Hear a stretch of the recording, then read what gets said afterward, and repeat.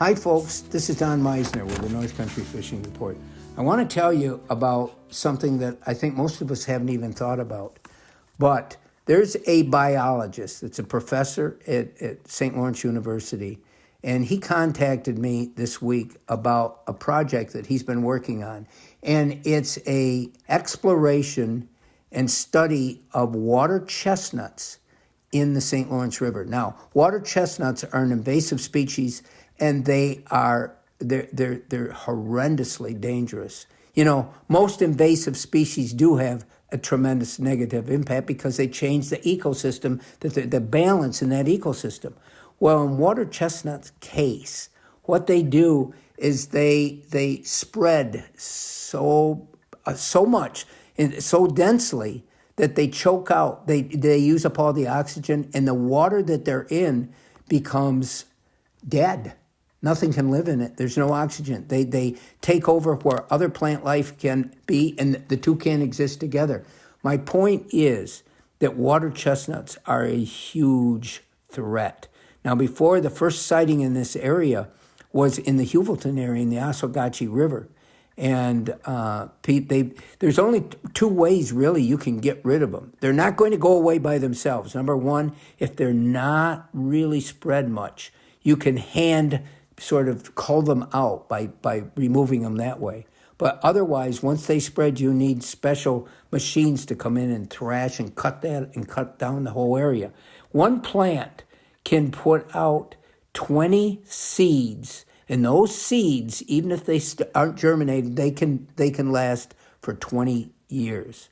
So this is a big deal, and this biologist really needs the help of fishermen like you and me, people that are willing to give their time to volunteer to help them in, number one, finding them in what areas. They've already found them this last summer in Tibbetts Bay. Now, this is a very startling and dangerous finding that they're there, and they've got to be removed. And they've checked in other bays and other areas, but what they want is for us as a group of fishermen to help them, advise them, come up with ways and areas that we think might be endangered, that we can all go in together and we can sort of research this. This is a big deal. And as time goes on, I'll have more information. I doubt if we'll be doing too much through this winter period.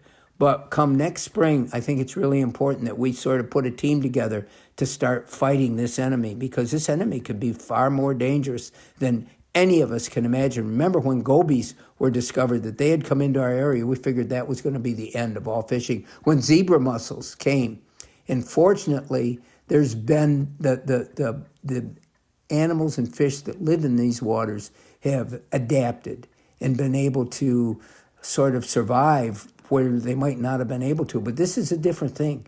If you don't have oxygen, if their waters, they can't get through because they become so matted, they can't spawn.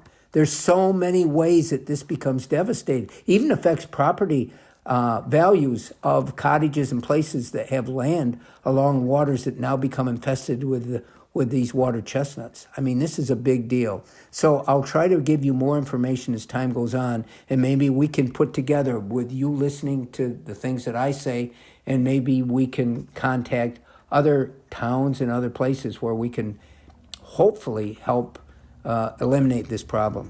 Until next time, folks, this is Don Meissner with the North Country Fishing Report.